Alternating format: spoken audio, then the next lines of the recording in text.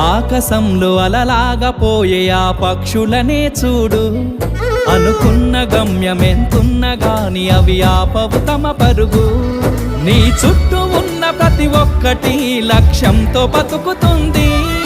అది పట్టే వరకు గురి పెట్టునురా తమ శక్తి పెట్టుబడిని. రాదురా ఏ విజయం నీ కోసం నా కోసం. ఎటుపోదురా నువ్వు చేసిన కష్టం ఎప్పటికైనా సొంతం.